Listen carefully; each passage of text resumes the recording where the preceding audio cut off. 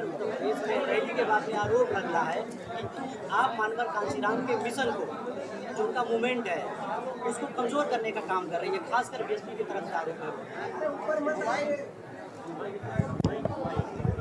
हम मान्यवर, हाँ हाँ, मान्यवर काशीराम जी ने साथ में रखिएगा, ये 1 मिनट में कर देंगे।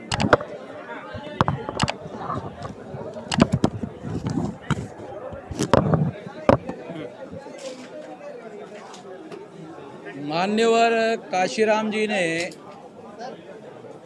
13 स्टेट में 140 जिलों में बामसेफ संगठन था, तब उन्होंने मुलायम सिंह यादव जी को मुख्यमंत्री बनवाया था। 13 स्टेट में और 140 जिलों में बामसेफ था तब। तो हमने 19 साल की उम्र से, अभी 64 चल रहा है, 45 ईयर में हमने 31 राज्यों में 567 जिलों में और 4000 से ज़्यादा तहसीलों में, 22,000 से ज़्यादा ब्लॉक में और 1.5 लाख से ज़्यादा गांवों में ये संगठन और ये मूवमेंट फैलाया है और मुद्दों पर 2 बार भारत बंद करवाया है। काशीराम जी चाहते थे इस आंदोलन को राष्ट्रव्यापी आंदोलन बनाए, क्योंकि मैं शुरू का साथी हूँ, तो इसलिए हम जानते हैं। और मुझे खुशी है कि जिस आंदोलन को ब्राह्मणों के शरणागत सौंप दिया गया मायावती के द्वारा, उस आंदोलन को मैं केवल बचाने में कामयाब नहीं हुआ, बल्कि मैं इसको बढ़ाने में भी कामयाब हुआ। और आने वाले 10 साल में काशीराम जी के शब्द है, मंजिले मकसूद तक पहुंचाया जाएगा इस कारवा को। वो शब्द यूज करते थे, मंजिले मकसूद तक। तो इसे पहुंचाया जाएगा आने वाले 10 साल में, ऐसा अब मेरा यकीन और विश्वास हो गया है। इतनी बड़ी ताकत अभी हमारी बन गई है।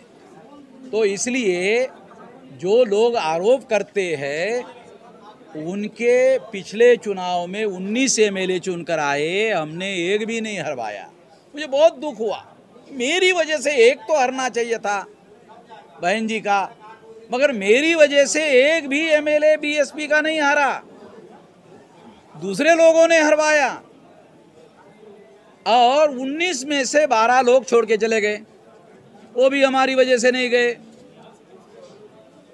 तो अब बहन जी का ये जो चुनाव है, ये आखिरी चुनाव है और ये मूवमेंट अभी उसके ओरिजिनल मातृ संगठन के साथ आ जाएगा। बामसेफ मातृ संगठन है जिसका मैं राष्ट्रीय अध्यक्ष हूँ। सर, जैसे आपका भी कहना है कि ये बीएसपी के लिए एक लास्ट चुनाव है, अंत है, लेकिन बीएसपी का 2017 के अगर आंकड़े उठा के देखे जाए तो 22.5% वोट जनाधार है, लेकिन वो जनाधार सीट में कन्वर्ट नहीं है। और अभी बीएसपी के लोगों को कहना है कि हम 2022 में सत्ता में आने वाले हैं, और आपका कहना है कि हम अंत पे बीएसपी अंत पे है। और किस आधार पर यह माना जाए कि बीएसपी का जनाधार बढ़ रहा है, 19 में भी जनाधार बढ़ा है, तो अब कैसे जनाधार घटेगा? जब उनकी सरकार आई थी तो 207 लोग शायद उनके एमएलए चुनकर आए थे, तो उस समय उनका जनाधार राउंड अबाउट 29.6% या लगभग 30% था। वो घटकर 22.5% रह गए। ये आंकड़े चुनाव आयोग के हैं, ठीक है। अभी मुसलमानों का कहना है कि अब हम इस समय बीएसपी को वोट नहीं देंगे, अब हमारा दल आ गया है ओवैसी साहब का, अब हम उनको वोट नहीं देंगे। वो ऐसा कह रहे। मैं यूपी में घूम रहा हूँ तो 22.5 में मुसलमानों के वोट थे, 22.5 में एमबीसी के वोट थे, 22.5 में ओबीसी के वोट थे, 22.5 में 21% शेड्यूल कास्ट है, तो और सारे लोगों के वोट थे। इसमें और भी कहा जा सकता है कि कुछ पंडित लोगों के भी वोट थे जिनको उन्होंने टिकट दिया था। जो जीतने वाले थे उसमें ब्राह्मणों ने, उन्होंने, पंडित ने वोट दिया था।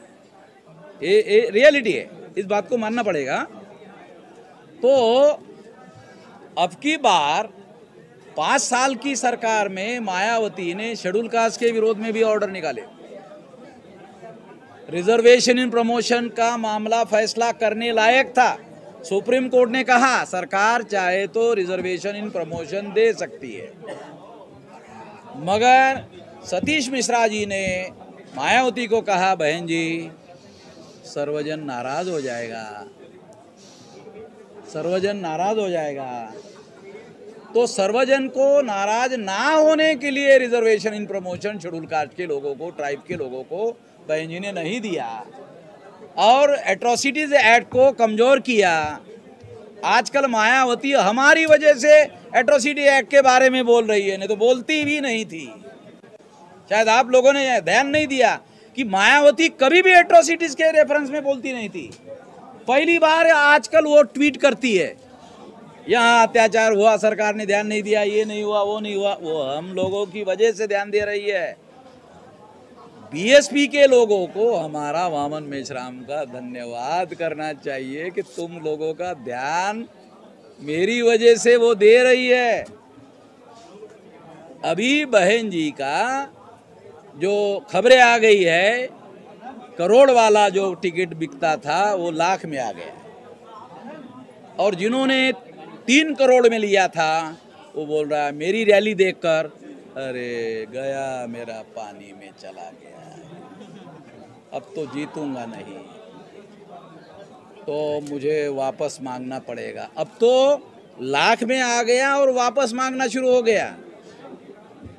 ये नया है, ये में रैली करने से। अब ये नुकसान मायावती का हो रहा है, मिशन का नहीं हो रहा है।